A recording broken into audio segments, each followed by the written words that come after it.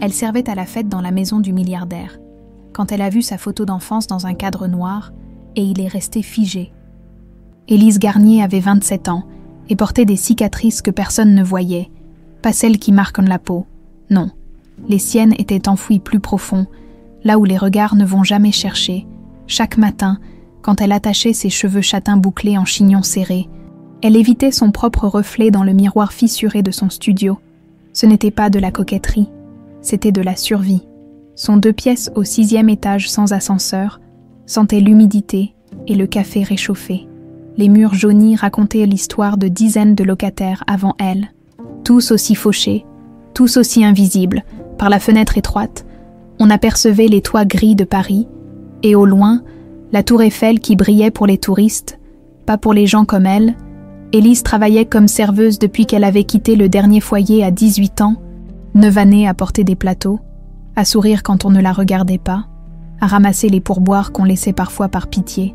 Elle connaissait par cœur le mépris poli des clients, leur façon de parler au-dessus d'elle comme si elle n'était qu'un meuble qui marchait. Mais elle tenait. Elle avait toujours tenu. Ses premiers souvenirs étaient un brouillard, des fragments qui surgissaient à la nuit, entre 2 rêves, une odeur de jasmin, une voix d'homme qui fredonnait des berceuses, des mains chaudes qui la serraient d'effort. Et puis plus rien, le vide, le noir complet.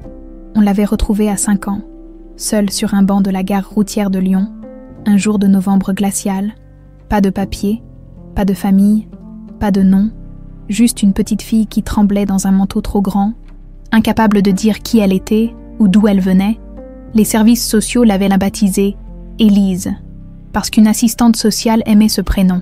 Son nom de famille, Garnier, venait d'un fonctionnaire qui avait signé les papiers un vendredi après-midi, en pensant déjà au week-end. Élise Garnier, un nom inventé pour une enfant perdue. Les foyers s'étaient succédés, certains corrects, d'autres cruels. Elle avait appris très tôt à se faire petite, à ne pas déranger, à ne rien attendre de personne. Les autres enfants avaient des familles qui venaient parfois les voir. Pas elle. Elle était la fille sans histoire, celle qui n'appartenait à personne. Sa seule possession, son unique trésor, était un collier en argent qu'elle serrait contre sa poitrine chaque nuit. Un pendentif en forme de tournesol, travaillé avec une délicatesse presque douloureuse. Elle ne savait pas d'où il venait. Il était là, autour de son cou, le jour où on l'avait trouvé. Les éducateurs avaient en voulu le lui retirer, craignant qu'elle ne se blesse avec la chaîne. Elle s'était accrochée en hurlant avec une violence qui les avait tous surpris. Ils avaient fini par céder.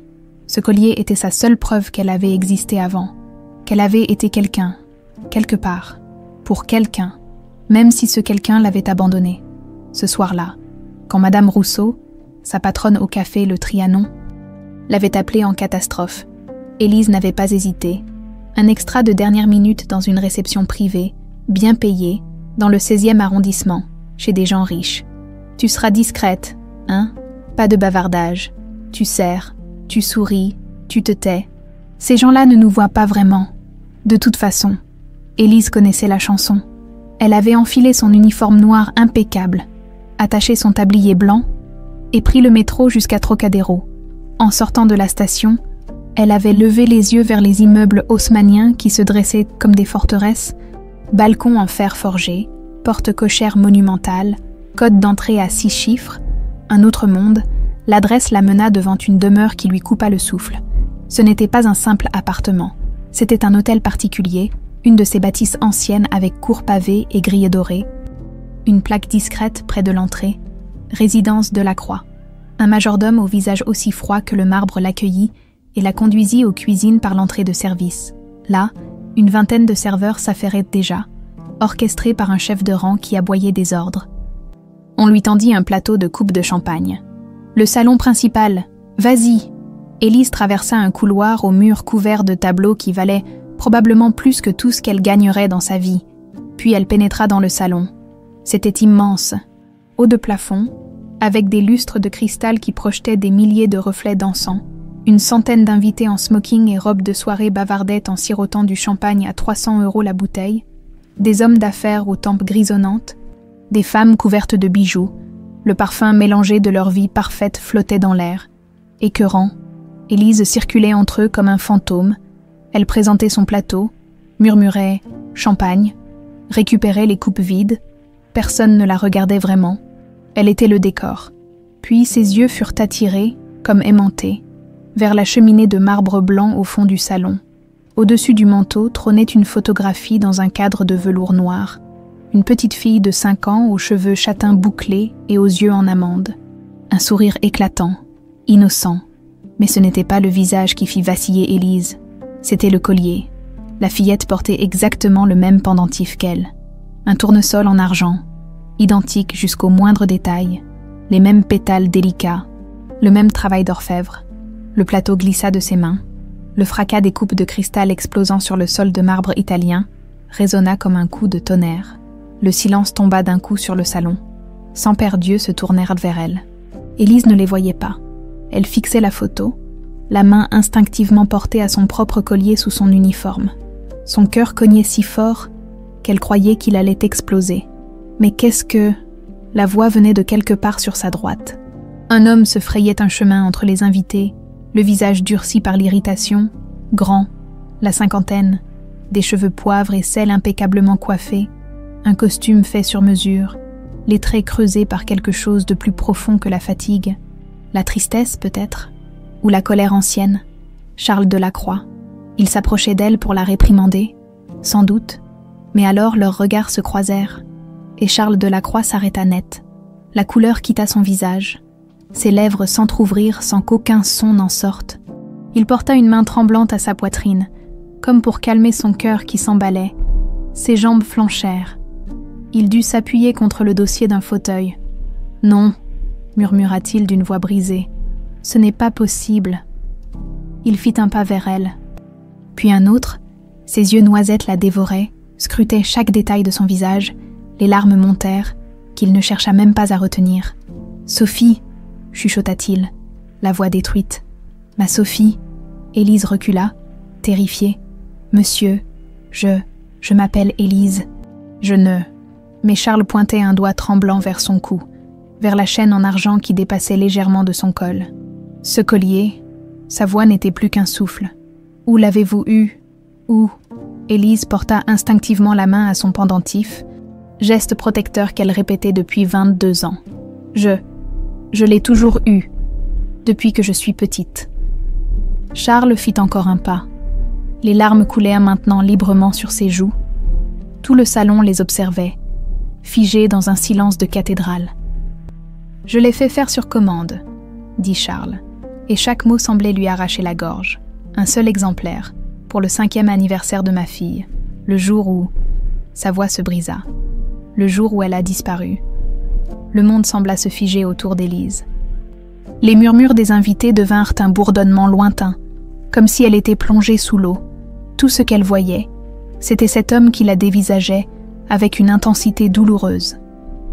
Des larmes traçant des sillons sur ses joues. « 22 ans, poursuivit Charles d'une voix brisée. 22 ans que je cherche, que je retourne chaque pierre, que je paie des détectives, que j'affiche son visage partout. » Il fit encore un pas, les mains tendues comme s'il avait peur qu'elle ne s'évapore. « Et vous êtes là, avec son collier, avec ses yeux, avec... » Sa voix se brisa complètement. Il porta une main tremblante à sa bouche, essayant de contenir un sanglot. Élise sentit ses jambes se dérober. Elle ne comprenait rien. Cet homme, ce milliardaire, prétendait la connaître, prétendait qu'elle était sa fille. « Non », murmura-t-elle en secouant la tête. « Non, vous faites erreur. Je m'appelle Élise Garnier. J'ai été trouvée dans une gare à Lyon. Je suis orpheline, je ne suis personne. »« Lyon ?» répéta Charles, et quelque chose passa dans ses yeux. Un éclair de compréhension terrible. « Mon Dieu, Lyon !» Il se tourna vers la foule pétrifiée et lança d'une voix qui ne supportait aucune contestation. « Sortez tous maintenant !» Personne n'osa protester. Les invités commencèrent à se diriger vers la sortie dans un silence pesant. Jetant des regards curieux par-dessus leurs épaules, le personnel de service disparut également, sauf le majordome qui resta en retrait, les mains croisées dans le dos. Mais une femme ne bougea pas. Elle se tenait près de la baie vitrée, grande, élégante, la quarantaine rayonnante dans une robe bordeaux qui devait coûter une fortune. Ses cheveux blonds étaient relevés en un chignon sophistiqué, et ses yeux verts fixaient Élise avec une intensité glaciale qui fit frissonner la jeune femme. Laurence Vidal. Élise ne connaissait pas son nom, mais elle reconnaissait ce regard. Elle l'avait vu 1000 fois, le regard de ceux qui se sentent menacés. « Charles », dit la femme d'une voix douce mais tendue. « Qu'est-ce qui se passe ? Pas maintenant. »« Laurence », répondit Charles sans même la regarder. Toute son attention restait rivée sur Élise. Laurence serra les mâchoires, mais ne bougea pas. Elle croisa les bras, position défensive, et continua d'observer la scène avec une expression soigneusement contrôlée. Charles fit signe à Élise de s'asseoir sur le canapé. Elle obéit, les jambes tremblantes. Il s'installa en face d'elle, sur le bord d'un fauteuil, comme s'il avait peur qu'une distance trop grande ne la fasse disparaître. « Racontez-moi », dit-il doucement. « Tout depuis le début ?» Élise déglutit péniblement. Sa gorge était sèche. Les mots sortaient avec difficulté. « Je ne me souviens de rien avant Lyon. J'avais 5 ans. On m'a trouvée seule sur un banc de la gare routière. Un jour de novembre. Pas de papier. Pas de famille. Je ne savais pas qui j'étais. Je ne pouvais pas dire mon nom. » Charles ferma les yeux, comme si chaque mot lui plantait un couteau dans le cœur. « Les services sociaux m'ont donné un nom. Élise Garnier. J'ai grandi dans les foyers. Différents foyers, différentes villes. Personne n'est jamais venu me chercher. Personne ne savait qui j'étais. Et le collier ? Demanda Charles, la voix étranglée. Élise porta instinctivement la main à son cou. Je l'avais quand on m'a trouvée. C'est tout ce que je possède. La seule chose qui prouve que j'ai existé avant. Charles se leva brusquement et se dirigea vers la cheminée. Il décrocha la photo encadrée et revint s'asseoir. Ses mains tremblaient tellement que le cadre vibrait. « Sophie Delacroix », dit-il en lui tendant la photo. « Ma fille unique, née le 15 mars 1998, disparue le 15 mars 2003, le jour de son 5e anniversaire. » Élise prit le cadre. La petite fille lui ressemblait. Non, la petite fille était elle. Les mêmes boucles châtaines, les mêmes yeux en amande, la même forme de visage. Et ce collier, nous avions organisé une fête, continua Charles, le regard perdu dans le vide.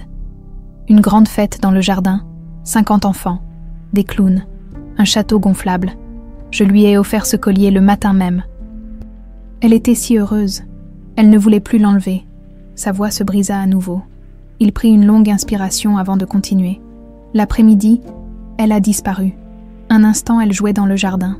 L'instant d'après, plus rien. Nous avons cherché partout. La police est venue. On a fouillé chaque recoin de la propriété, du quartier, de la ville. Rien. Comme si elle s'était volatilisée. Une demande de rançon est arrivée 2 jours plus tard, intervint Laurence depuis son poste près de la fenêtre. Sa voix était neutre, mais ses mains agrippèrent son sac à main avec trop de force. 10 millions d'euros. Charles hocha la tête, les yeux rougis. J'ai payé, évidemment que j'ai payé. J'aurais donné 100 fois plus. Mais ils n'ont jamais rendu Sophie. L'argent a disparu. Ma fille aussi. Il leva les yeux vers Élise, et elle y lut une douleur si profonde qu'elle en eut le souffle coupé. Ma femme, Margot, n'a pas supporté. Elle m'accusait de ne pas avoir assez surveillé Sophie. Je m'accusais aussi. 6 mois après, elle est partie. Le divorce a été prononcé 1 an plus tard. Je ne l'ai plus jamais revue. Charles, dit Laurence en s'approchant, posant une main sur son épaule. Il faut être prudent. Ça fait 22 ans. Ce pourrait être une coïncidence. Ou, elle laissa sa phrase en suspens, mais le sous-entendu était clair. Une arnaque. Charles se tourna vers elle, et pour la première fois depuis le début de la soirée, la regarda vraiment. Tu vois bien qu'elle a le collier, le seul collier comme celui-là au monde. Les colliers peuvent être reproduits, répondit Laurence avec douceur. Ou volés, ou retrouvés. Élise sentit la colère monter en elle. Je ne cherche rien. Je ne savais même pas qui vous étiez avant ce soir. Je suis venue travailler, c'est tout. Je sais, dit Charles en se tournant à nouveau vers elle. Je le vois dans tes yeux. Tu ne mens pas. Il se leva et se dirigea vers un secrétaire ancien près de la bibliothèque. Il en sortit une carte de visite et un téléphone. Il nous faut des certitudes, dit-il en composant un numéro. Un test ADN, je connais le meilleur laboratoire de Paris. Ils peuvent faire une analyse express. Élise le regarda, sonnait. Tout allait trop vite. Il y a 1 heure, elle servait du champagne. Maintenant, un milliardaire lui disait qu'elle était sa fille disparue. Si vous acceptez, ajouta Charles en couvrant le micro du téléphone. Je ne peux pas vous forcer, Mais je vous en supplie, j'ai besoin de savoir. » Dans ses yeux, Élise vit quelque chose qu'elle reconnaissait, le même vide qu'elle portait depuis toujours, le même trou béant laissé par l'absence. « D'accord, » murmura-t-elle. Charles ferma les yeux, soulagé, et parla rapidement au téléphone, quand il raccrocha. Il se tourna vers elle avec une expression qu'elle n'arrivait pas à déchiffrer. Espoir, terreur, les deux à la fois. « Ils peuvent nous recevoir maintenant. Les résultats seront disponibles dans 3 jours. »« 3 jours », répéta Élise comme dans un brouillard. « Tu vas rester ici, » dit Charles. Ce n'était pas une question. « Nous avons plus de 10 chambres. Tu choisiras celle que tu veux. »« Charles, » intervint Laurence, la voix légèrement trop aiguë. « Tu ne trouves pas que c'est précipité? Nous ne savons rien d'elle. Je sais qu'elle porte le collier de ma fille, » répondit Charles d'un ton qui ne laissait place à aucune discussion. « C'est suffisant. » Laurence serra les lèvres, ses yeux se posèrent sur Élise, et pendant une fraction de seconde, le masque tomba. Ce que la jeune femme y vit la glaça jusqu'aux os. De la haine pure, la chambre qu'on lui attribua se trouvait au 2e étage. Avec vue sur les jardins intérieurs, Élise resta figée sur le seuil, incapable d'entrer. Le lit à baldaquin était plus grand que tout son studio. Les rideaux de velours bleu nuit devaient coûter plus que 6 mois de son salaire. Un bureau ancien, une bibliothèque remplie de livres reliés, un tapis persan si épais qu'on s'y enfonçait. Mademoiselle Garnier. La voix la fit sursauter. Un homme se tenait dans le couloir, la quarantaine avancée, cheveux courts, poivre et sel, carrure imposante sous un costume sobre. Son visage était buriné, marqué par des années de vigilance, mais ses yeux gris avaient une douceur inattendue. « Je m'appelle Étienne Marchand, chef de la sécurité de Monsieur Delacroix. » Il tendit la main, sa poignée était ferme, rassurante. « Monsieur m'a demandé de veiller sur vous pendant votre séjour. Me surveiller. Vous voulez dire ?» répondit Élise, la voix plus amère qu'elle ne l'aurait voulu. Un léger sourire étira les lèvres d'Étienne. « Vous protéger ?» Nuance importante. Il s'appuya contre le chambranle, les bras croisés. « Je travaille pour Monsieur Delacroix depuis 15 ans. J'étais là quand Sophie a disparu.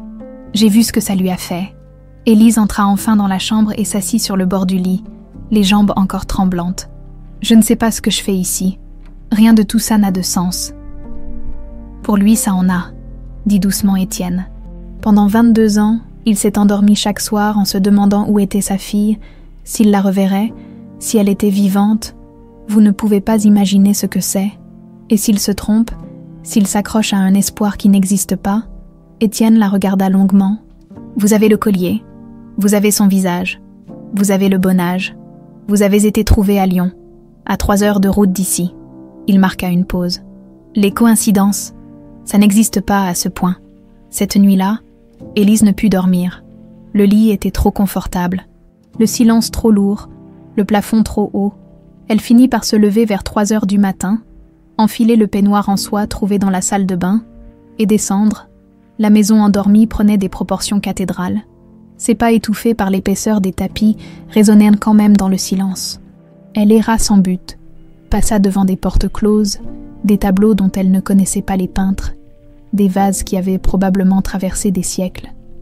Une lumière filtrait sous une porte au bout du couloir du rez-de-chaussée. Elle s'approcha, hésita, puis frappa doucement. Entrez. C'était une bibliothèque. Des milliers de livres tapissaient les murs du sol au plafond, au centre. Assis dans un fauteuil de cuir fatigué, Étienne lisait à la lueur d'une lampe de bureau. Il referma son livre en la voyant. « Vous ne dormez pas non plus. Je n'y arrive pas, » admit Élise en entrant. « C'est trop. Tout est trop. » Étienne désigna le fauteuil en face de lui. « Asseyez-vous, je vais nous faire du thé. » Il disparut quelques minutes et revint avec 2 tasses fumantes. Le liquide ambré sentait la bergamote. Élise en but une gorgée, et la chaleur se répandit dans sa poitrine. « Vous faites toujours du thé à 3 heures du matin ?»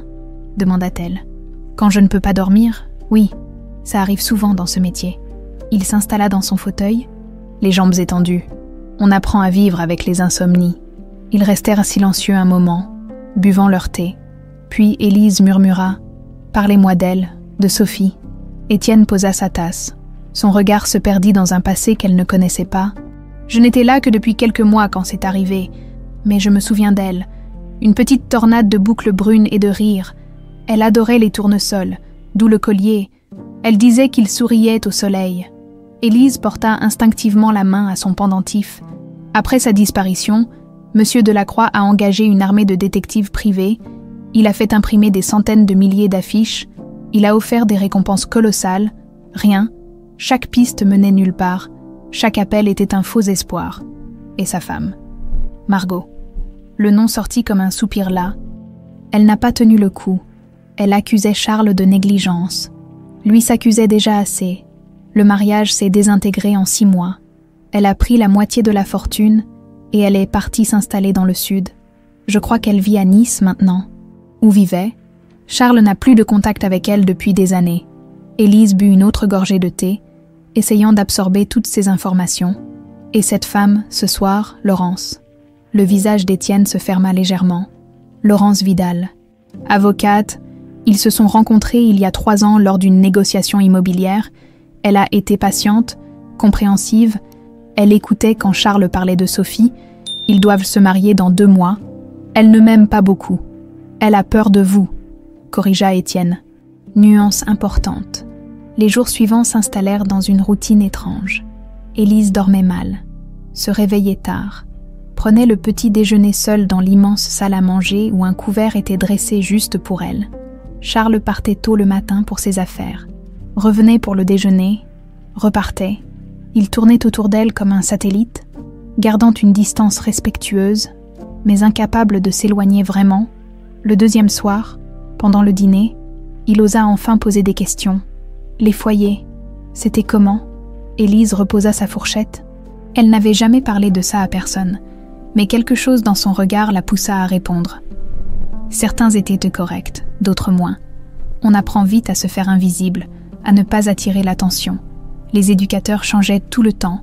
Les autres enfants aussi, on ne s'attachait pas. Ça ne servait à rien.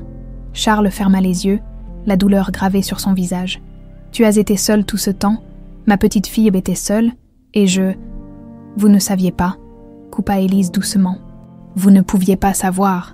J'aurais dû chercher plus loin, mieux, j'aurais dû. Monsieur Delacroix. » Elle le regarda droit dans les yeux. « Si je suis vraiment votre fille, vous avez cherché pendant 22 ans, ce n'est pas votre faute. » Il tendit la main à travers la table. Hésitant, elle la prit. Ses doigts étaient froids, tremblants. Pour la première fois depuis des années, Élise sentit quelque chose se fissurer en elle.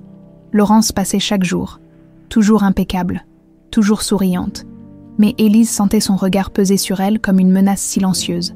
Elle posait des questions anodines sur son passé, ses études, ses projets, des questions qui ressemblaient à des interrogatoires déguisés. « Vous devez trouver tout ça bouleversant », dit-elle un après-midi en prenant le thé au salon. « Passer de serveuse à héritière potentielle d'une fortune. »« Je ne pense pas à l'argent », répondit Élise calmement. « Vraiment ?» Le sourire de Laurence ne montait pas jusqu'à ses yeux. 500 millions d'euros. Difficile de ne pas y penser. « Laurence », intervint Charles d'un ton sec. « Ça suffit. » La nuit du 3e jour, Élise retrouva encore Étienne dans la bibliothèque. C'était devenu leur rituel non dit. Le thé fumait déjà dans 2 tasses. « Demain, les résultats, » dit-elle en s'asseyant. « Demain, » confirma Étienne. « J'ai peur. » « De quoi ? Que ce soit vrai, que ce ne le soit pas, les deux. » Elle releva la tête vers lui. « Toute ma vie, j'ai été Élise Garnier, la fille qui n'appartenait à personne. Si demain je deviens Sophie Delacroix, qui suis-je » Étienne se pencha en avant, ses coudes sur ses genoux. « Vous êtes vous, peu importe le nom. Vous êtes la femme qui a survécu au foyer, qui a travaillé dur, qui porte des cicatrices invisibles, mais qui est encore debout. Un test ADN ne change pas ça. » Élise sentit les larmes monter. « Pourquoi vous êtes gentil avec moi ? Parce que j'ai vu trop de gens souffrir dans cette maison, et vous avez l'air de quelqu'un qui a déjà assez souffert. » Le téléphone de Charles sonna à 9h précises le lendemain matin. Ils étaient tous les 3 dans le salon. Charles, Élise et Étienne en retrait. Laurence était en déplacement, avait-elle dit. Charles décrocha. Sa main tremblait tellement que le téléphone faillit lui échapper. « Oui, je comprends. Vous êtes certain ?»« Absolument certain. » Il raccrocha lentement, leva les yeux vers Élise et tomba à genoux. 99,9%. Charles prononça ces chiffres comme une prière exaucée. les larmes coulant librement sur son visage. Il était à genoux sur le tapis perçant, les mains jointes, le corps secoué de sanglots qu'il ne cherchait plus à contenir. « Ma Sophie, ma petite fille, tu es vivante, tu es là. » Élise resta pétrifiée dans son fauteuil. Le monde venait de basculer. Les murs de la bibliothèque semblaient se refermer sur elle. Elle n'arrivait plus à respirer. Son cœur battait si fort qu'il lui faisait mal. 99,9%. Elle n'était pas Élise Garnier, la fille sans histoire. Elle était Sophie Delacroix, l'héritière disparue, celle qu'on avait cherchée pendant 22 ans, celle dont le visage avait été placardé sur des milliers d'affiches. « Sophie !» répéta Charles en rampant vers elle. « Pardonne-moi. Pardonne-moi de ne pas t'avoir trouvée. Pardonne-moi de t'avoir laissée seule toutes ces années. » Il attrapa ses mains et les porta à ses lèvres, les couvrant de baisers et de larmes. Élise sentit quelque chose se briser en elle. Toute cette douleur qu'elle avait enfouie depuis l'enfance, toute cette solitude, tout ce vide, tout remontait d'un coup. « Papa » murmura-t-elle, et le mot était étrange dans sa bouche, un mot qu'elle n'avait jamais prononcé. Charles leva les yeux vers elle, et l'espoir qui y brillait était si intense qu'elle en eut le souffle coupé. « Oui, oui, je suis ton papa. Je t'ai toujours été, même quand je ne savais pas où tu étais. » Ils s'effondrèrent l'un contre l'autre, pleurant des années perdues, une enfance volée, un amour qui n'avait jamais cessé d'exister malgré l'absence. Étienne, toujours en retrait, se détourna discrètement, mais Élise vit qu'il s'essuyait les yeux. Quand ils se détachèrent enfin, Charles prit le visage d'Élise entre ses mains, l'observant comme s'il voulait mémoriser chaque détail. « Tu as les yeux de ta grand-mère et ce petit grain de beauté près de l'oreille, exactement comme moi. Comment ai-je pu ne pas le voir immédiatement? Parce que vous n'osiez pas y croire, » dit doucement Élise. Charles se releva péniblement, s'essuya le visage avec un mouchoir sorti de sa poche. Il avait l'air d'avoir vieilli et rajeuni en même temps. Les rides autour de ses yeux semblaient moins profondes, comme si un poids colossal venait de se soulever. « Il faut prévenir tout le monde, la police, les médias, le monde entier doit savoir que tu es revenu. » « Attendez. » Élise se leva, les jambes tremblantes. « S'il vous plaît, pas tout de suite. J'ai besoin de temps pour comprendre tout ça. » Charles hésita, puis hocha la tête. « Bien sûr. Pardon. Je m'emballe. C'est juste que... » Sa voix se brisa à nouveau. « Pendant 22 ans, j'ai prié pour ce moment. Et maintenant qu'il est là, je ne sais plus comment agir. Nous apprendrons, » dit Élise, surprise de sa propre assurance. Ensemble, le sourire qui illumina le visage de Charles fut comme un rayon de soleil perçant des nuages centenaires. La nouvelle se répandit dans la maison comme une traînée de poudre. Le majordome, M. Beaumont, pleura en serrant la main d'Élise. La cuisinière, Madame Petit, insista pour préparer tous les plats préférés de Sophie, qu'Élise ne se souvenait évidemment pas aimer, mais qu'elle goûta par politesse. Laurence arriva en fin d'après-midi, l'air harassé par son déplacement. Charles l'accueillit dans le hall avec une excitation qu'Élise ne lui avait jamais vue. « Laurence, tu ne vas pas le croire. Les résultats sont arrivés, c'est confirmé. Sophie est revenue, ma fille est revenue. » Le visage de Laurence se figea, pendant une fraction de seconde. Quelque chose de terrible passa dans ses yeux, une rage froide, un désespoir calculateur. Puis le masque retomba, et elle ouvrit grand les bras, avec un sourire éclatant. « Charles, c'est merveilleux. Quelle nouvelle extraordinaire. » Elle s'approcha d'Élise et la serra dans ses bras, mais ses doigts s'enfoncèrent trop fort dans ses épaules. Et elle murmura à son oreille, si bas que personne d'autre ne pouvait entendre. « Profites-en bien. » Élise se raidit, mais Laurence s'était déjà détachée, tout sourire. « Il faut fêter ça, Charles. Nous devons organiser quelque chose. Un dîner. Non, une réception. Annoncer au monde que Sophie Delacroix est de retour. Élise préfère attendre, » dit Charles en prenant la main de sa fille. « Et je respecte son choix. » Le sourire de Laurence vacilla imperceptiblement. « Bien sûr, comme tu veux. Chérie, cette nuit-là, Élise ne trouva pas Étienne dans la bibliothèque. Elle erra dans les couloirs silencieux, perdue dans ses pensées, quand elle l'aperçut dans le jardin à travers les baies vitrées. Il se tenait près de la fontaine, le visage levé vers le ciel étoilé. Elle sortit le rejoindre. L'air de la nuit était frais, parfumé par les jasmins qui grimpèrent le long des murs. « Vous ne dormez pas ?» demanda-t-elle. Étienne se tourna vers elle avec un petit sourire. « J'avais besoin d'air. Trop d'émotions pour une seule journée. Dites-moi, murmura Élise en s'approchant de la fontaine. Anne, est-ce que ça change quelque chose pour vous? Je veux dire, maintenant que vous savez qui je suis vraiment. Étienne la regarda longuement. Vous étiez déjà quelqu'un avant ce test. Vous l'êtes toujours. Un bout de papier ne change pas qui vous êtes au fond. Mais je ne sais pas qui je suis, avoua Élise. La voix brisée. J'ai été Élise Garnier pendant 27 ans. C'est tout ce que je connais. Cette fille qui servait le café, qui payait son loyer en retard, qui n'appartenait à personne. Et maintenant on me dit que je suis Sophie Delacroix, héritière d'une fortune, fille d'un homme que je ne connais pas. Comment je fais pour être les deux? Vous n'êtes pas obligé de choisir, dit doucement Étienne. Vous pouvez être un mélange des deux, ou créer quelqu'un de complètement nouveau. Élise s'assit sur le rebord de la fontaine, fixant l'eau qui scintillait sous la lune. J'ai peur. De quoi? De décevoir Charles, de ne pas être la fille qui l'attend, de ne pas savoir comment vivre dans ce monde. Elle leva les yeux vers lui. Je ne sais pas comment être riche. Je ne sais pas comment être une Delacroix. Étienne s'assit à côté d'elle. Leurs épaules se touchaient presque. Monsieur Delacroix ne veut pas une princesse parfaite. Il veut juste sa fille, celle que vous êtes, avec vos peurs et vos cicatrices. Et vous? Demanda Élise avant de pouvoir se retenir. Qu'est-ce que vous voulez? Étienne la regarda, et quelque chose passa entre eux. Une connexion silencieuse, une compréhension qui n'avait pas besoin de mots. Je veux que vous soyez heureuse, dit-il simplement. Les jours suivants furent une adaptation douloureuse. Charles emmena Élise dans les boutiques chics des Champs-Élysées. Insistant pour lui acheter une garde-robe complète, elle se sentait ridicule dans ses robes de créateur, comme une enfant qui jouait à se déguiser. Les vendeuses la regardaient avec un mélange de curiosité et de condescendance mal dissimulée. « Tu es magnifique », répétait Charles avec fierté. Mais Élise ne se reconnaissait pas dans les miroirs. Le conseil d'administration de Delacroix Immobilier fut convoqué pour une réunion extraordinaire.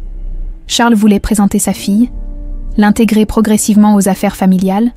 Les hommes en costume la dévisagèrent avec méfiance.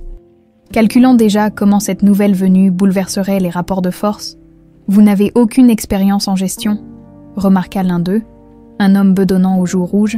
« Elle apprendra », répliqua Charles sèchement, « avec tout le respect que je vous dois. Monsieur Delacroix, comment pouvons-nous être certains qu'il ne s'agit pas d'une opportuniste?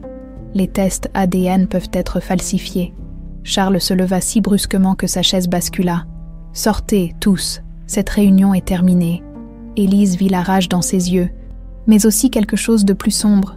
La peur que quelqu'un ne lui vole à nouveau sa fille. Le soir même, Laurence passa pour le dîner.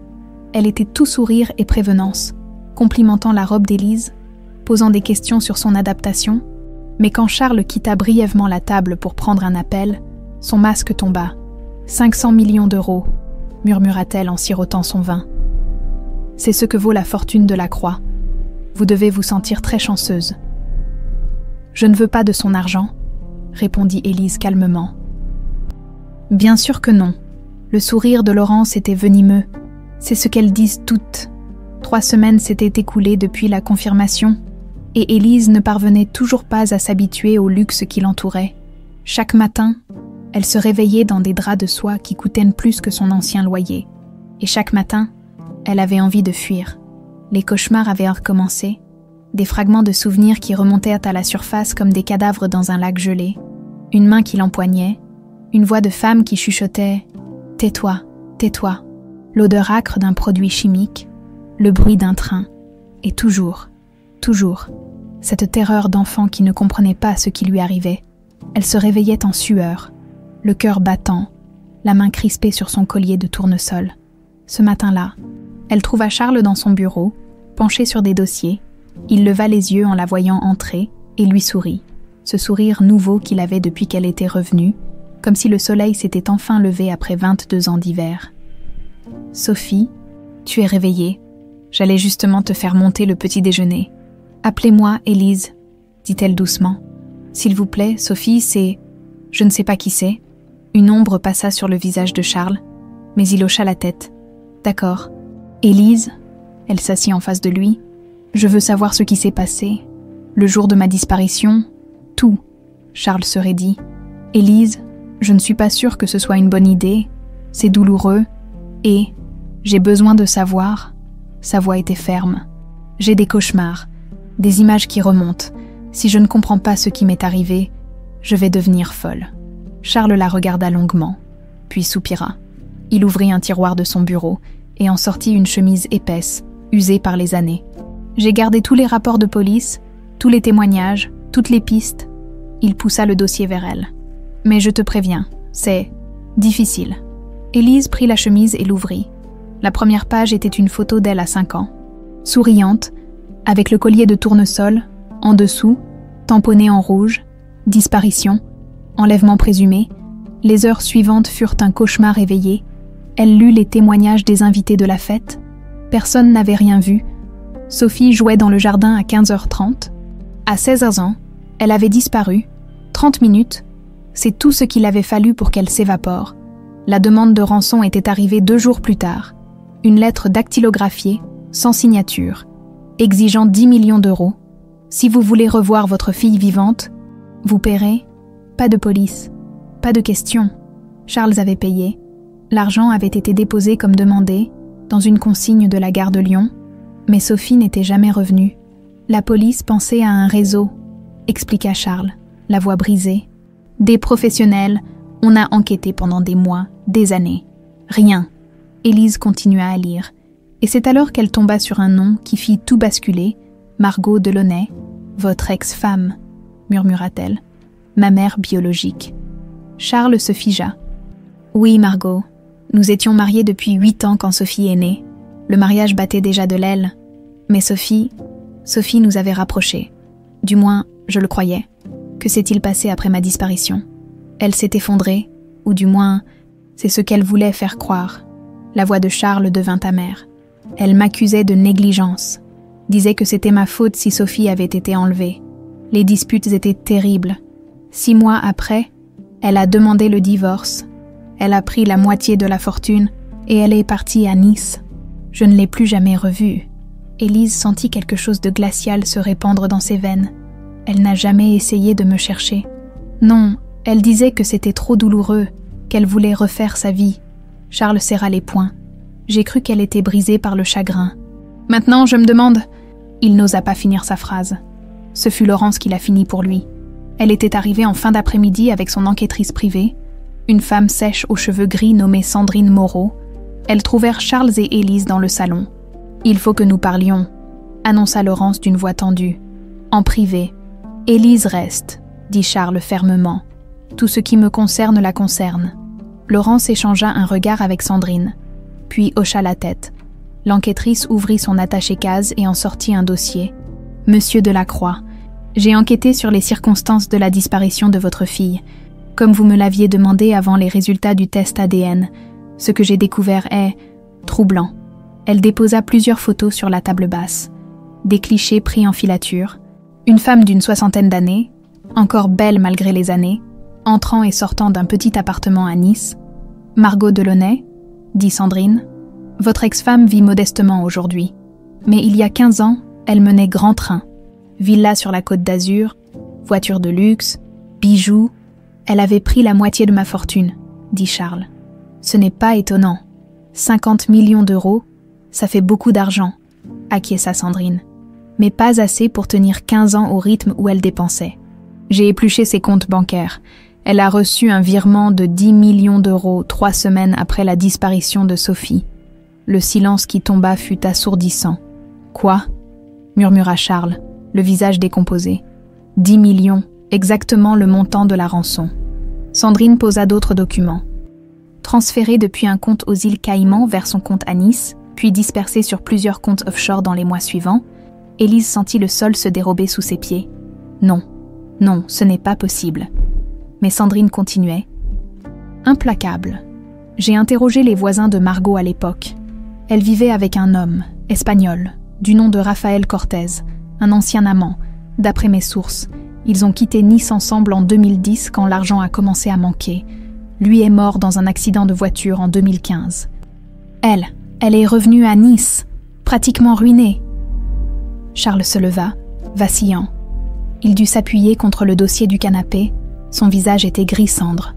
« Tu es en train de me dire que Margot, que ma femme, a enlevé sa propre fille.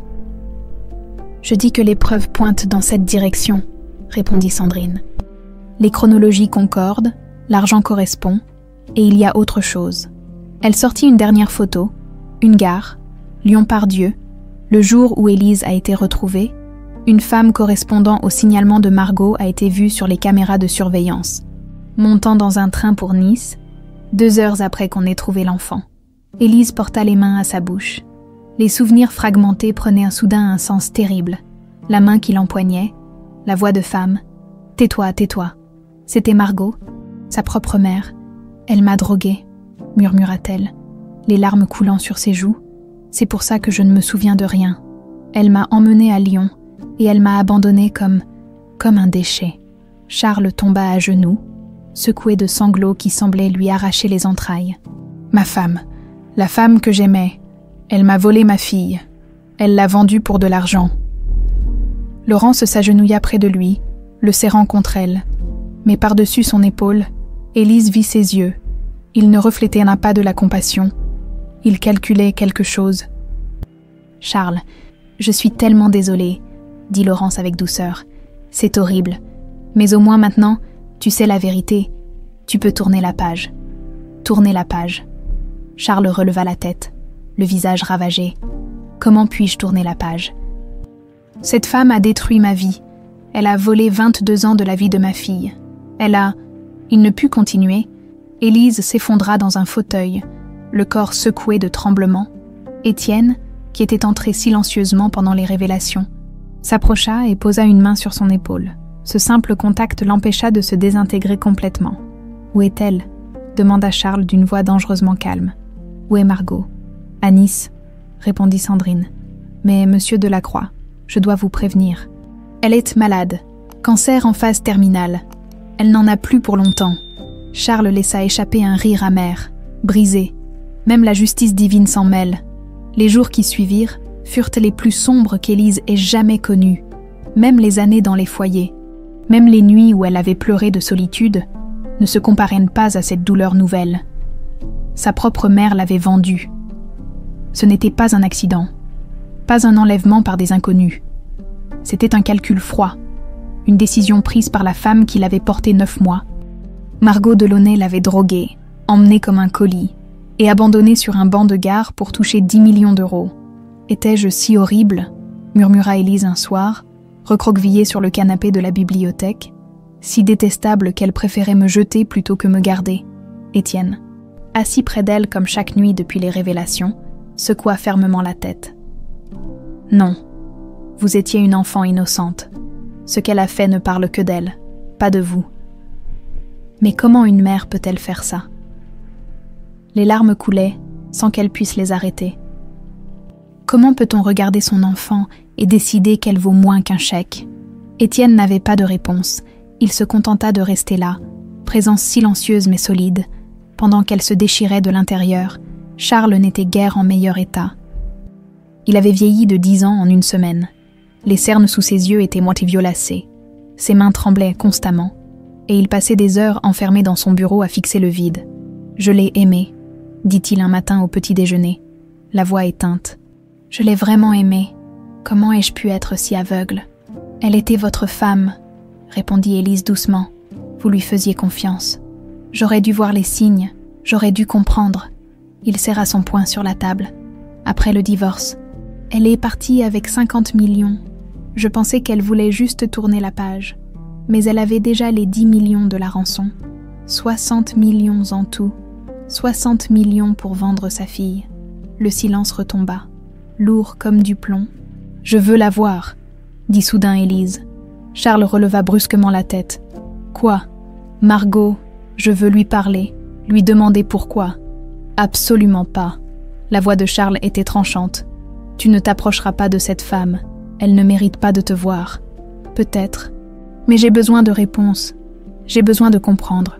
Il n'y a rien à comprendre. » Charles se leva, renversant sa chaise. « Elle est un monstre qui a détruit nos vies pour de l'argent. Que veux-tu qu'elle te dise ? Qu'elle regrette ? Les monstres ne regrettent jamais. » Élise le regarda, surprise par la violence de sa réaction. Puis elle comprit. Ce n'était pas de la colère, c'était de la terreur. Charles avait peur que Margot ne lui vole à nouveau sa fille. « Je ne partirai pas, dit-elle doucement. Je reviendrai, je vous le promets. » Charles la fixa longuement, puis se laissa retomber sur sa chaise, le visage dans les mains. « Je ne peux pas te perdre à nouveau. Je ne survivrai pas une deuxième fois. » Élise contourna la table et enlaça son père. Il se cramponna à elle comme un naufragé à une bouée. « Vous ne me perdrez pas, » murmura-t-elle contre son épaule. « Plus jamais. » Laurence débarqua cet après-midi-là sans prévenir. L'air agité, elle trouva Élise seule dans le salon, feuilletant des albums photos de son enfance perdue. « Il faut qu'on parle, » dit-elle en refermant la porte derrière elle. Élise leva les yeux, surprise. « De quoi ?» Laurence s'assit en face d'elle, les mains croisées sur ses genoux. Son masque de politesse était en place, mais quelque chose dans ses yeux mettait Élise mal à l'aise. « Je sais que nous n'avons pas commencé du bon pied, toi et moi, » commença Laurence avec un sourire qui n'atteignait pas ses yeux. « Mais je veux que tu comprennes que je ne suis pas ton ennemi. »« D'accord, » dit prudemment Élise. « Charles et moi allons nous marier dans 6 semaines. J'ai prévu cette union pendant 3 ans. J'ai été là pour lui quand il sombrait dans la dépression. Je l'ai écouté pleurer pour sa fille disparue. Je l'ai aidé à reconstruire sa vie. Je sais, il me l'a dit. »« Bien. » Laurence se pencha en avant. « Alors tu comprends que ton retour bouleverse beaucoup de choses, l'équilibre que nous avions construit, les plans que nous avions faits. » Élise referma l'album doucement. « Vous avez peur que je prenne votre place. Ne sois pas ridicule. » Mais le ton de Laurence était trop aigu. « Je dis simplement que Charles est fragile en ce moment, émotionnellement vulnérable. Il ferait n'importe quoi pour toi, même des choses qui ne seraient pas dans son meilleur intérêt. » Comme quoi, Laurence marqua une pause, pesant ses mots, comme modifier son testament pour tout te léguer, ou repousser le mariage indéfiniment, ou s'enfermer dans une bulle avec toi et oublier le reste du monde. Je n'ai rien demandé de tout ça. Peut-être pas consciemment. Les yeux de Laurence se durcirent. Mais tu as vécu dans la pauvreté pendant 27 ans. Maintenant, tu te retrouves héritière de 500 millions d'euros. Difficile de ne pas être tentée. La colère monta en Élise, brûlante et purificatrice. Vous pensez vraiment que je suis là pour l'argent? Après tout ce que j'ai découvert, ma mère m'a vendue. Laurence, vendue comme un objet, vous croyez que je peux penser à l'argent après ça? Les gens pensent toujours à l'argent, répliqua Laurence froidement. Surtout ceux qui n'en ont jamais eu. Sortez. Quoi? Sortez de cette pièce maintenant. Laurence se leva, lissant sa jupe d'un geste mécanique. Tu fais une erreur, Élise. Je pourrais être une alliée précieuse. Mais si tu choisis de me voir comme une ennemie, je ne vous vois rien du tout, coupa Élise. Vous n'existez tout simplement pas pour moi. Le masque de Laurence craqua. Pendant un instant, Élise vit la rage pure briller dans ses yeux, puis elle tourna les talons et quitta la pièce en claquant la porte. Élise se mit à trembler. Elle avait vu quelque chose dans ce regard, quelque chose de dangereux. Cette nuit-là, incapable de dormir, elle descendit à la bibliothèque. Étienne était déjà là, comme toujours, avec 2 tasses de thé fumant. « Vous m'attendiez ?» demanda-t-elle en s'asseyant. « Je vous connais maintenant, » dit-il avec un demi-sourire. 3 heures du matin? Cauchemar? Besoin de parler? Suis-je si prévisible? Vous êtes constante. C'est différent. » Ils burent leur thé en silence pendant un moment, puis Élise murmura « Laurence me déteste. Elle a peur de vous, » corrigea Étienne. « Et les gens dangereux quand ils ont peur. » Dangereux comment? Étienne hésita, puis dit « J'ai travaillé dans la sécurité pendant 25 ans. J'ai appris à lire les gens. Laurence Vidal n'est pas celle qu'elle prétend être. Tout chez elle est calculé. Son sourire, ses mots, même la façon dont elle touche Charles, tout est une performance. Pourquoi Charles ne le voit-il pas? Parce qu'il était seul. Et la solitude rend aveugle. » Étienne posa sa tasse. « Mais maintenant vous êtes là, et elle sait que tout ce qu'elle a construit pendant 3 ans peut s'effondrer. Je ne veux pas lui prendre Charles. Mais vous l'avez déjà fait, pas par malice. Juste en existant, vous êtes sa fille, son sang. Rien ne peut rivaliser avec ça. » Élise frissonna. « Elle va faire quelque chose, n'est-ce pas? » « Je ne sais pas, » admit Étienne. « Mais je serai là. Je vous protégerai. » « Pourquoi ?» La question sortit avant qu'elle puisse la retenir. « Pourquoi vous souciez-vous tant de moi ?» Étienne la regarda longuement, dans la lumière tamisée de la lampe. Ses yeux gris semblaient presque argentés. « Parce que vous méritez d'être protégée. Parce que vous avez déjà assez souffert. Et parce que... Il s'interrompit.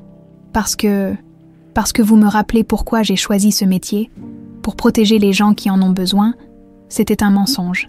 Et ils le savaient tous les deux. Mais c'était un mensonge gentil, qui laissait la porte ouverte à quelque chose qu'aucun d'eux n'osait encore nommer. Le lendemain matin, Élise annonça sa décision à Charles. Elle irait à Nice voir Margot, seule. « Alors j'envoie Étienne avec toi », dit Charles d'un ton qui n'admettait aucune discussion. « S'il t'arrive quelque chose, il ne m'arrivera rien, » promit Élise. « Mais oui, Étienne peut venir. » Laurence, présente au petit déjeuner, ne dit rien, mais ses doigts serraient dans son couteau si fort que ses jointures étaient blanches. Et dans sa tête, un plan prenait forme, un plan terrible et définitif. Le voyage à Nice fut reporté. Charles avait insisté pour qu'Élise attende encore quelques jours, le temps qu'il règle des affaires urgentes. En vérité, il cherchait simplement à retarder l'inévitable confrontation avec Margot. Ces jours d'attente s'étirèrent comme du miel noir. Élise passait ses journées à errer dans la mansion, perdue entre deux identités, deux vies qui ne se rejoignaient jamais. Les cauchemars empiraient. Chaque nuit, elle revoyait des mains qui l'empoignaient, une voix qui murmurait des mensonges, et toujours cette terreur d'enfant qui ne comprenait pas pourquoi maman lui faisait du mal. Ce soir-là, Charles avait un dîner d'affaires important. Il avait hésité à annuler, mais Élise l'avait convaincu d'y aller. « Je ne suis pas en porcelaine », avait-elle dit. « Je peux rester seule quelques heures. » Étienne devait patrouiller les jardins comme chaque soir. Le reste du personnel était rentré chez lui. Laurence avait prétexté un rendez-vous avec une cliente à l'autre bout de Paris. Élise se retrouva seule dans l'immense demeure. Elle décida de passer la soirée dans la bibliothèque, son refuge habituel. Les milliers de livres qui tapissèrent les murs la réconfortaient. Elle choisit un roman au hasard, du Dumas, Les Trois Mousquetaires, et s'installa dans le grand fauteuil de cuir près de la fenêtre. Il était presque 22 heures quand elle entendit le premier bruit, un craquement, léger, presque imperceptible, comme du verre qui se fissure. Élise leva les yeux de son livre, le cœur soudain battant. La maison faisait souvent des bruits, vieilles demeures et leurs gémissements nocturnes, mais celui-ci était différent, plus net, plus intentionnel. Elle se leva, referma son livre. Il y a quelqu'un, pas de réponse, juste le silence épais de la nuit. Puis elle entendit des pas, plusieurs, lourds, qui se rapprochaient. La porte de la bibliothèque s'ouvrit violemment. 3 hommes entrèrent, massifs, cagoulés, vêtus de noir. Le premier tenait une barre de fer, le deuxième, un couteau qui luisait dans la lumière de la lampe. Le troisième refermait la porte derrière eux avec un sourire qui glaçait le sang. Élise recula. Heurtant l'étagère derrière elle, des livres tombèrent au sol dans un bruit sourd. « Qui êtes-vous? Que voulez-vous »« On veut rien, » dit le premier d'une voix rauque. « On fait juste notre boulot. » Il avança vers elle, la barre de fer levée. Élise comprit avec une clarté terrible. Ce n'était pas un cambriolage. C'était une exécution. Non. Elle se jeta sur le côté alors que la barre s'abattait, fracassant la lampe dans une explosion d'étincelles. L'obscurité tomba, trouée seulement par la lumière de la lune à travers les fenêtres. Élise courut vers la porte, mais le deuxième homme lui barra le passage, le couteau fendit l'air près de son visage. Elle sentit la lame effleurer sa joue, la brûlure chaude du sang qui coulait. « Au secours !» hurla-t-elle de toutes ses forces. « À l'aide ! Personne va venir !» ricana le troisième homme en attrapant son bras. « Le vieux est en ville. Le gardien est occupé dans les jardins. T'es toute seule, ma belle. » Il la tira violemment vers lui. Élise se débattit comme une furie, griffant, mordant, donnant des coups de pied. Elle attrapa un lourd chandelier sur la table et le frappa avec toute la force du désespoir. L'homme poussa un grognement et la lâcha. Elle courut vers la fenêtre, mais le premier homme l'intercepta. Sa main se referma sur sa gorge, la soulevant du sol. Élise suffoquait, ses pieds battant dans le vide. « Rien de personnel », murmura-t-il. « Juste du business. » Les points noirs dansaient devant ses yeux. L'air ne venait plus. Elle allait mourir. Après tout ce qu'elle avait survécu, elle allait mourir dans cette bibliothèque, tuée par des hommes qu'elle ne connaissait même pas. Puis la fenêtre explosa. Étienne surgit à travers le verre brisé comme une tempête de fureur. Il percuta le premier homme avec une violence qui les envoya tous les deux rouler au sol. Élise tomba, toussant, aspirant l'air par grandes goulées douloureuses. Cours !» rugit Étienne en esquivant un coup de couteau. Mais Élise ne pouvait pas. Ses jambes refusaient de bouger. Elle regardait, pétrifiée, Étienne se battre contre 3 hommes à la fois. Il était magnifique et terrible. Chaque mouvement était précis, calculé. Un coup de poing brisa le nez du 2e homme. Un coup de coude envoya le 3e s'écraser contre l'étagère. Mais ils étaient 3, et Étienne n'était qu'un homme. Le premier homme se releva, la barre de fer à la main. Il l'abattit sur le dos d'Étienne avec un bruit sourd, écœurant. Étienne s'effondra sur un genou, grimaçant de douleur. Non, Élise se jeta en avant, attrapant la première chose qu'elle trouva, un vase ancien qui valait probablement une fortune. Elle le fracassa sur la tête du premier homme. Il s'écroula comme un arbre abattu. Le 2e homme, le nez en sang, chargea Étienne avec son couteau. La lame fendit l'air. Étienne l'évita de justesse, mais pas complètement. Le couteau trancha son flanc. Du sang colora immédiatement sa chemise. Étienne ne ralentit pas. Il saisit le poignet de l'homme, le tordit avec un craquement audible et le projeta contre le bureau. L'homme ne se releva pas. Le 3e, voyant ses complices au sol, prit la décision intelligente. Il courut vers la porte brisée et disparut dans la nuit. Le silence retomba. Rompu seulement par leur respiration haletante, Étienne porta la main à son flanc. Le sang coulait entre ses doigts. « Vous êtes blessé !» Élise se précipita vers lui, les mains tremblantes. « Ça va !» mentit Étienne, le visage pâle. « Ce n'est rien. » Mais Élise voyait bien que ce n'était pas rien. La blessure était profonde, trop profonde. « Il faut appeler une ambulance, la police. »« La police d'abord. » Étienne sortit son téléphone d'une main tremblante et composa le numéro. « Ici Étienne Marchand, résidence de la Croix. Agression en cours. 3 assaillants. 2 neutralisés. 1 en fuite. Blessé grave. Envoyez tout. » Il raccrocha et ses jambes cédèrent. Élise le rattrapa avant qu'il ne s'effondre complètement, le guidant vers le fauteuil. Elle arracha un morceau de sa propre robe et le pressa contre sa blessure. « Restez avec moi, » supplia-t-elle. « S'il vous plaît, restez avec moi. »« J'ai pas l'intention de partir, » murmura Étienne, ses yeux commençant à se fermer. « Pas maintenant que je vous ai trouvé. Trouvé. » Les larmes coulaient sur les joues d'Élise. « Qu'est-ce que vous voulez dire ?» Mais Étienne avait perdu connaissance. Les sirènes retentirent dans la nuit, la police débarqua la première, suivie de près par les ambulanciers. Ils emmenèrent Étienne sur une civière, tandis que les 2 hommes inconscients étaient menottés et emmenés également. Charles arriva 10 minutes plus tard, le visage défait. Il prit Élise dans ses bras et la serra si fort qu'elle pouvait à peine respirer. « Mon Dieu, qu'est-ce qui s'est passé ?» Élise lui raconta tout, la voix brisée, les 3 hommes. L'attaque, Étienne qui avait surgi comme un ange vengeur. « Ce n'était pas un cambriolage », dit-elle en fixant les débris de verre éparpillés sur le sol. « Ils savaient que j'étais seule. Ils savaient exactement où me trouver. Quelqu'un les a envoyés. » Un des policiers s'approcha. Un commissaire aux cheveux gris nommé Durand. « Mademoiselle Delacroix, nous avons interrogé un des assaillants. Il a parlé. »« Déjà ?» demanda Charles, surpris. Il avait une lame cassée dans la main et très peur de finir en prison pour meurtre. Il a balancé tout ce qu'il savait.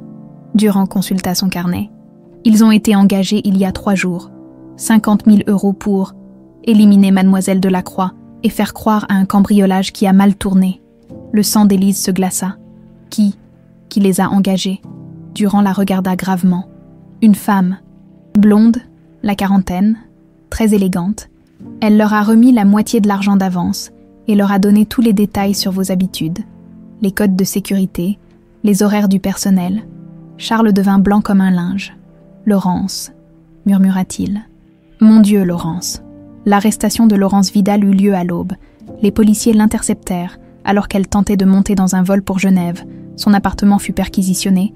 Ils y trouvèrent 50 000 € en liquide, la 2e moitié du paiement qu'elle n'avait jamais eu l'intention de verser, ainsi que des relevés bancaires montrant des dettes de jeu colossales.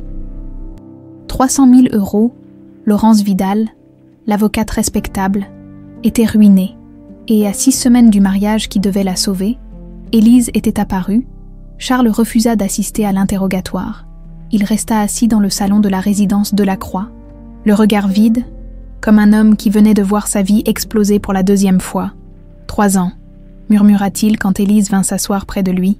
3 ans où elle a joué la comédie, où elle m'a écouté pleurer pour Sophie, où elle a partagé mon lit en calculant combien elle pourrait me soutirer. Papa, c'était la première fois qu'Élise utilisait ce mot consciemment. Naturellement, Charles leva les yeux vers elle, et quelque chose de brisé dans son regard se répara légèrement. « Elle allait te tuer », dit-il d'une voix étranglée. « Pour de l'argent, comme Margot, 2 femmes que j'ai aimées, et toutes les 2 auraient sacrifié ma fille pour leur putain d'argent. » Élise lui prit la main. Elle était froide, tremblante. « Je suis là, je suis vivante, grâce à Étienne. » À la mention de ce nom, Charles se leva brusquement. « L'hôpital, il faut qu'on y aille, maintenant. » Ils trouvèrent Étienne dans une chambre privée du 3e étage de l'hôpital européen Georges Pompidou. Il était pâle, branché à des machines qui bipèrent régulièrement, mais conscient. Quand ils entrèrent, il tenta de se redresser. « Ne bougez pas, idiot !» dit Élise en se précipitant vers lui. « Vous avez failli mourir. »« Justement, failli. » Un sourire faible étira ses lèvres. « J'ai connu pire en Afghanistan. Vous étiez militaire ?» demanda-t-elle, surprise. « Légion étrangère. 15 ans. » Il grimaça en se réinstallant contre les oreillers. Avant de devenir garde du corps, Charles s'approcha du lit, les yeux rouges. « Étienne, tu as sauvé ma fille. Tu as risqué ta vie pour elle. Je ne pourrai jamais. »« Vous ne me devez rien, monsieur, » coupa Étienne doucement. « C'est mon travail. »« Non, » dit Charles fermement. « Ton travail, c'est de surveiller la propriété, pas de plonger à travers une fenêtre pour combattre 3 hommes armés. » Il posa sa main sur l'épaule d'Étienne.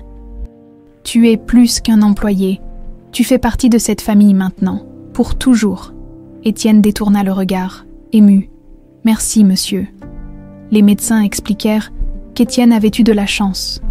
Le couteau avait manqué les organes vitaux de quelques centimètres. Les côtes fracturées guériraient. Il lui faudrait 6 semaines de repos complet, puis de la rééducation.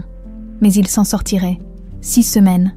Grommela Étienne quand les médecins furent partis. « Je vais devenir fou. Vous les passerez à la résidence, » décréta Charles. « Nous avons 10 chambres et un personnel médical à disposition. Je veux vous surveiller personnellement. »« Ce n'est pas nécessaire. C'est un ordre, » dit Charles avec un sourire. « Le premier depuis l'attaque. Et je paye très bien l'insubordination. »« Alors ne discute pas. » Élise resta au chevet d'Étienne après le départ de Charles. Un silence confortable s'installa entre eux, rompu seulement par le bip régulier des moniteurs. « Vous m'avez sauvé la vie ?» murmura finalement Élise. « Vous m'avez sauvé la mienne aussi » répondit Étienne. « Quand vous avez fracassé ce vase sur la tête de ce type, j'étais à 2 secondes de me faire assommer. Alors nous sommes quittes. » « Pas vraiment. » Étienne tourna la tête vers elle, et dans ses yeux gris, Élise vit quelque chose qui lui coupa le souffle. « Je ne faisais pas que mon travail, Élise.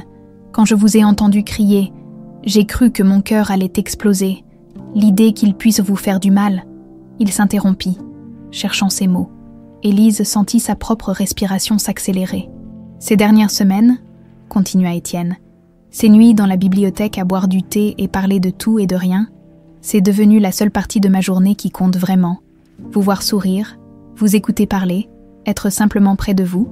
Étienne, je sais, c'est inapproprié. Vous êtes la fille de mon patron. Vous venez de traverser un enfer. Le timing est désastreux. » Il rit amèrement. « Mais j'ai 45 ans. J'ai fait la guerre. J'ai vu des hommes mourir dans mes bras et je n'ai jamais ressenti ça avant. Cette terreur à l'idée de vous perdre, ce besoin de vous protéger, pas parce que c'est mon travail, mais parce que je ne supporte pas l'idée d'un monde où vous n'existez pas. » Élise sentit les larmes monter. « J'ai cru que vous alliez mourir. Quand je vous ai vu tomber, couvert de sang, j'ai compris que vous étiez devenue la seule personne en qui j'ai vraiment confiance. La seule qui me voit comme moi, pas comme Sophie disparue, ou Élise la pauvre fille, juste moi. » Elle prit sa main, entrelaçant leurs doigts. « Vous m'avez sauvée bien avant cette nuit. » Depuis la première tasse de thé, ils restèrent ainsi, mains jointes, jusqu'à ce qu'une infirmière entre pour vérifier les constantes d'Étienne. Élise se leva pour partir, mais il retint sa main. « Restez, » murmura-t-il. « S'il vous plaît. » Elle resta. Le procès de Laurence Vidal fit les gros titres. L'avocate qui avait tenté de faire assassiner la fille retrouvée de son fiancé milliardaire C'était du pain béni pour la presse. Les photographes campaient devant le tribunal, les journalistes harcelaient Charles et Élise pour des interviews. Charles refusa tout. Il fit bloquer l'accès à la résidence, doubla la sécurité et ordonna que personne ne parle à la presse sans son autorisation expresse. Lors de son interrogatoire, Laurence ne montra aucun remords. Assise dans la salle d'interrogatoire, les menottes au poignet, elle fixa le commissaire Durand avec un sourire froid. « J'ai passé 3 ans à construire cette relation. 3 ans à jouer l'amoureuse compréhensive. 3 ans à écouter cet homme pleurnicher sur sa fille disparue. Vous savez ce que ça représente comme investissement? Et cette petite pute débarque avec son collier et elle ruine tout en une soirée. Vous avez tenté de la faire assassiner, dit Durand d'un ton neutre. J'ai tenté de protéger mon avenir. Elle n'avait qu'à rester dans son trou à servir le café. Laurence se pencha en avant, les yeux brillants de rage. 500 millions d'euros, c'était à moi.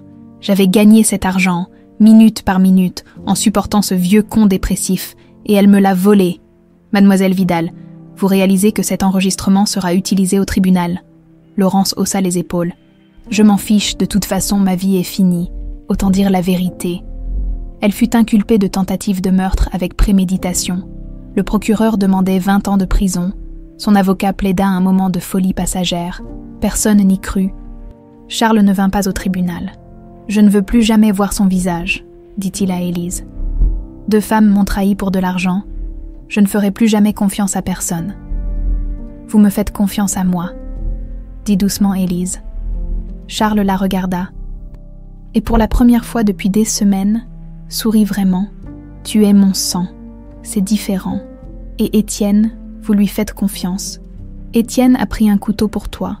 Il a combattu 3 hommes sans hésiter. Oui, je lui fais confiance. » Absolument. Élise hocha la tête, soulagée, parce que ce qu'elle ressentait pour Étienne grandissait chaque jour, et elle avait besoin que Charles l'accepte. Étienne rentra à la résidence une semaine plus tard. On lui donna une chambre au même étage qu'Élise, officiellement pour faciliter les soins médicaux, mais tout le monde savait que Charles voulait les garder proches. Les semaines de convalescence furent étranges et précieuses. Étienne ne pouvait pas bouger beaucoup. Alors Élise venait s'asseoir près de lui pendant des heures. Ils parlaient, riaient, regardèrent de vieux films. Parfois, ils ne disaient rien, simplement contents d'être ensemble. Un soir, alors qu'Élise lisait à voix haute Les Misérables, Étienne l'interrompit. « Élise », elle leva les yeux du livre. « Oui, quand je serai guérie, j'aimerais vous emmener dîner. Un vrai dîner, pas du thé à 3 heures du matin dans une bibliothèque. » Le sourire d'Élise illumina son visage. Comme un rendez-vous. Exactement comme un rendez-vous. Alors oui, 1000 fois oui. 6 semaines après l'attaque. Élise prit enfin le train pour Nice. Étienne l'accompagnait, encore un peu raide mais presque complètement guéri. Charles avait voulu venir aussi, mais Élise l'en avait dissuadé. Cette confrontation devait être la sienne. Margot était sa mère, son bourreau, son mystère non résolu. Si tu la vois et que tu changes d'avis, avait dit Charles en la serrant dans ses bras à la gare. Tu n'es pas obligé de lui parler. Tu n'es pas obligé de lui pardonner. Tu ne lui dois rien. Je sais, avait répondu Élise. Mais j'ai besoin de la voir, de comprendre. Alors vas-y, et reviens-moi. Promis. Le trajet dura 6 heures. Élise regarda défiler les paysages par la fenêtre. Paris qui s'effaçait, la campagne qui s'ouvrait, puis le sud avec ses champs de lavande et ses villages perchés. À côté d'elle, Étienne lisait, mais elle sentait qu'il gardait un œil sur elle. « Vous avez peur ?» demanda-t-il doucement. « Terrorisée », admit-elle. « Mais je dois le faire. » L'adresse que Sandrine Moreau leur avait donnée menait à un immeuble délabré dans un quartier ouvrier de Nice. Loin, très loin, des villas luxueuses où Margot avait vécu pendant des années avec l'argent volé. La chute avait été brutale. Ils montèrent au 3e étage. La cage d'escalier sentait l'humidité et la friture. Élise frappa à la porte du 3B, le cœur battant si fort qu'elle l'entendait dans ses oreilles. Une voix faible répondit « Entrez, c'est ouvert ». Élise poussa la porte. L'appartement était minuscule et sombre.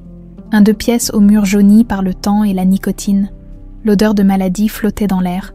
Médicaments, désinfectants et quelque chose de plus sombre. La mort qui attendait patiemment. Margot Delaunay était assise dans un fauteuil près de la fenêtre, enveloppée dans une couverture malgré la chaleur d'octobre. Elle avait été belle autrefois. On le voyait encore dans la structure de son visage. Mais le cancer l'avait dévoré.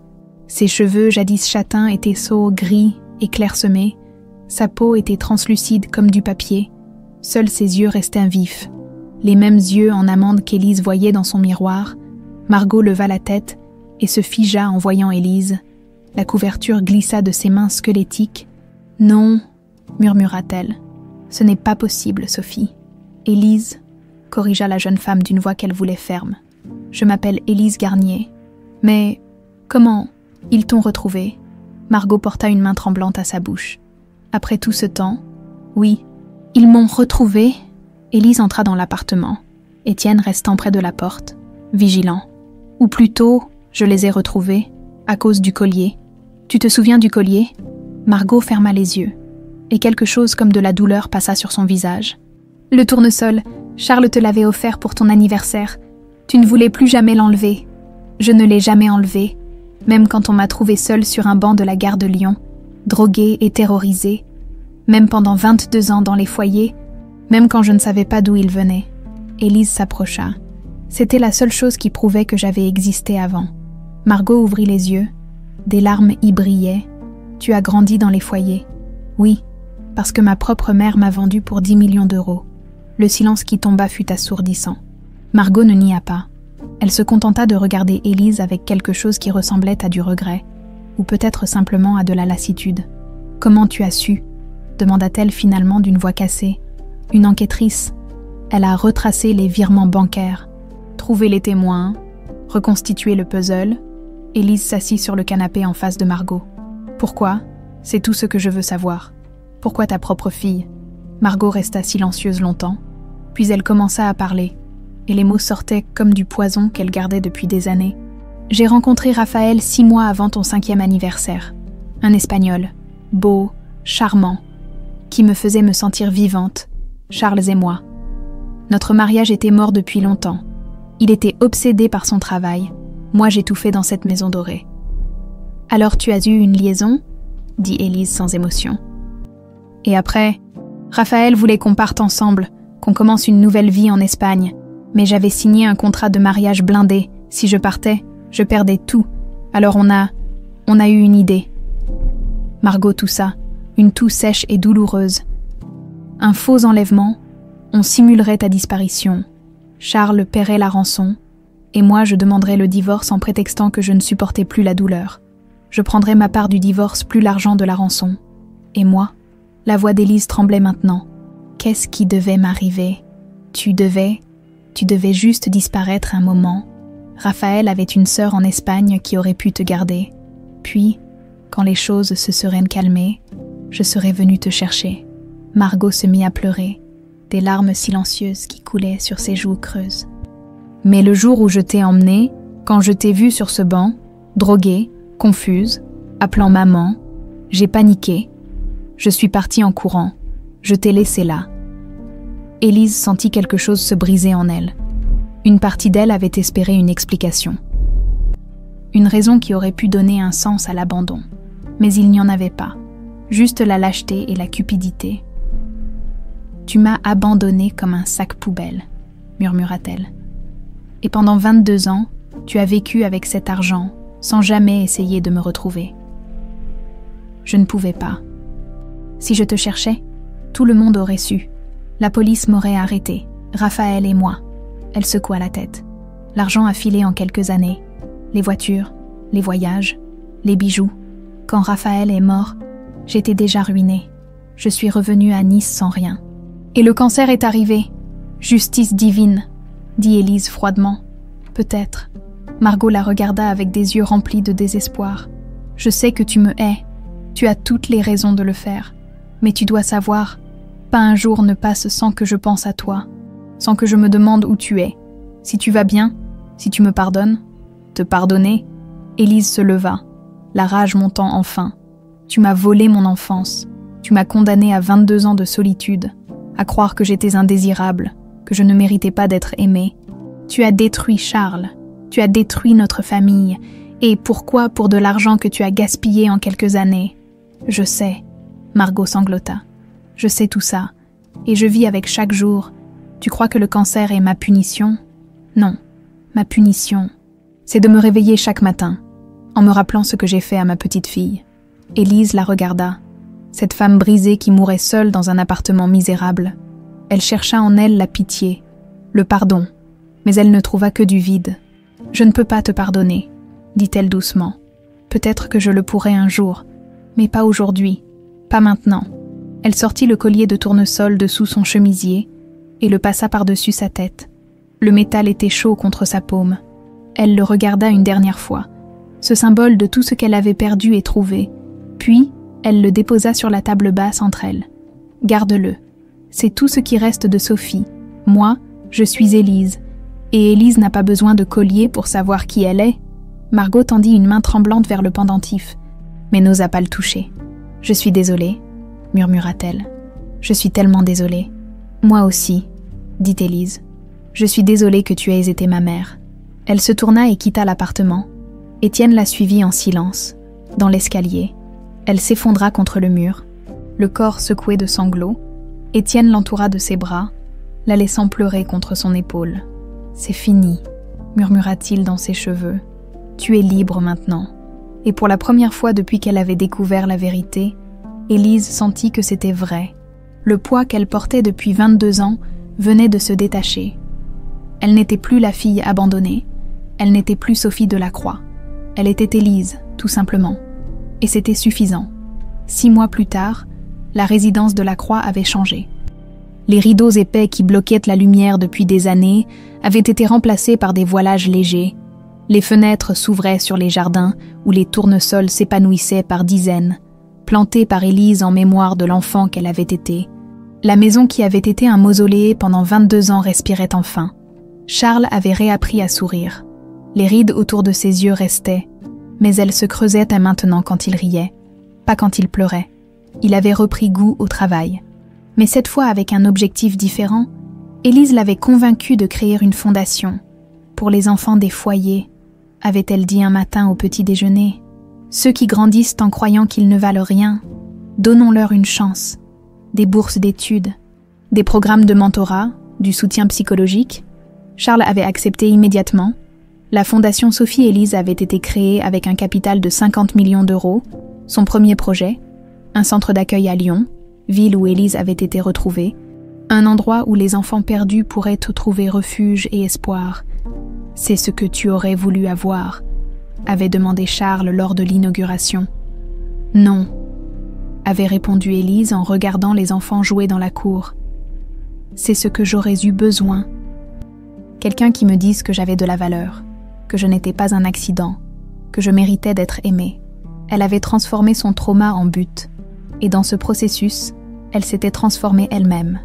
Le procès de Laurence Vidal s'était conclu 3 mois plus tôt. 15 ans de prison ferme, elle n'avait pas fait appel. Dans sa dernière déclaration au tribunal, elle avait simplement dit « J'ai joué, j'ai perdu, c'est tout ». Charles n'avait ressenti ni satisfaction, ni colère en entendant le verdict. Juste une immense lassitude. « 2 femmes que j'ai aimées », avait-il murmuré en sortant du palais de justice. « 2 femmes qui m'ont trahi pour de l'argent. Je dois vraiment être aveugle. » « Non, » avait dit Élise en prenant son bras. « Vous êtes juste quelqu'un qui croit au meilleur des gens.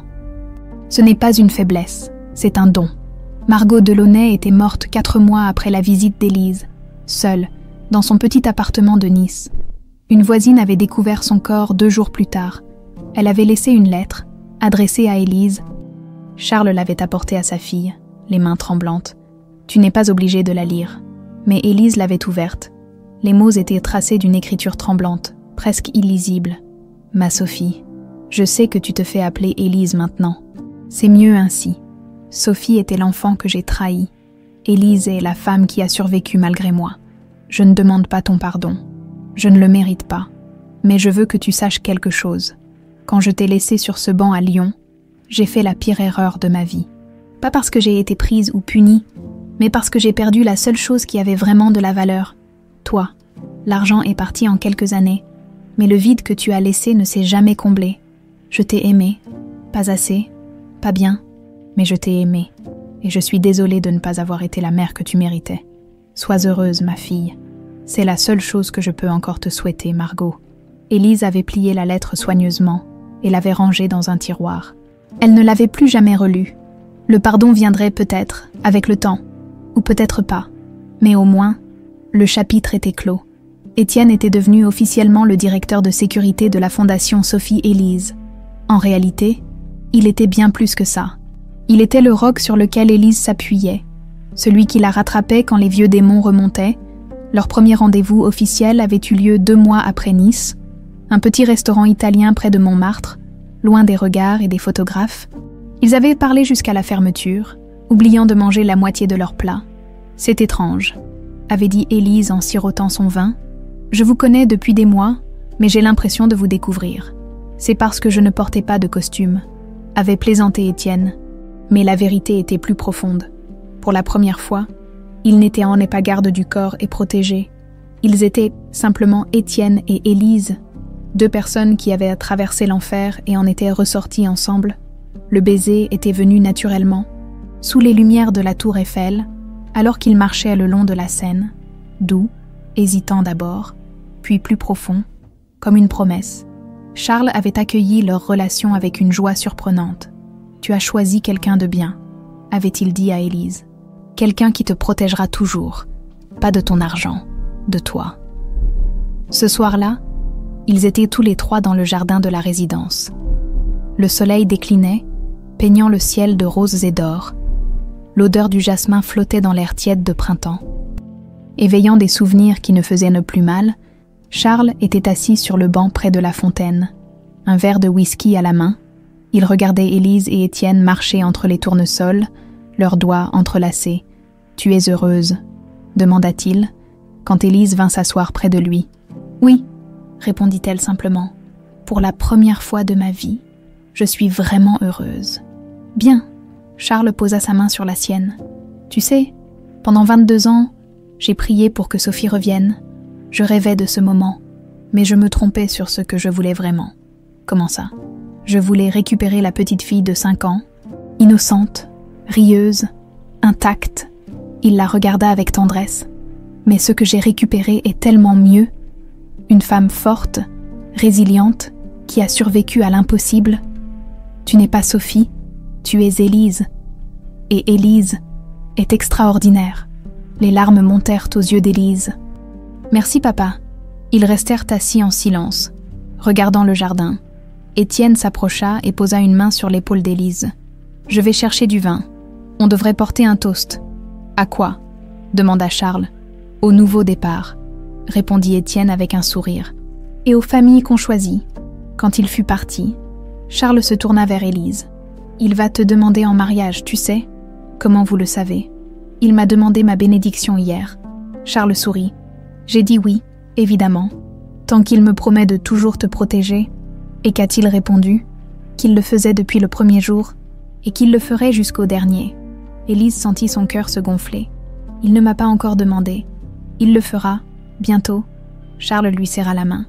Et quand il le fera, dis oui. La vie est trop courte pour hésiter quand on trouve quelqu'un qui nous voit vraiment. Étienne revint avec une bouteille et 3 verres. Il servit le vin et leva son verre. À la famille de la croix, celle du sang et celle du cœur. Ils trinquèrent, le cristal chantant dans le crépuscule. Cette nuit-là, Élise ne put dormir. Elle sortit sur le balcon de sa chambre et regarda les étoiles. Quelque part dans Paris, Laurence croupissait en prison. Quelque part à Nice, Margot reposait dans une tombe sans fleurs. Mais ici, dans cette maison qui avait été un tombeau et était devenue un foyer, la vie continuait. Elle n'était plus l'enfant abandonné. Elle n'était plus la fille qui ne valait rien. Elle était Élise Garnier de la Croix, fille, amoureuse, survivante, fondatrice, complète.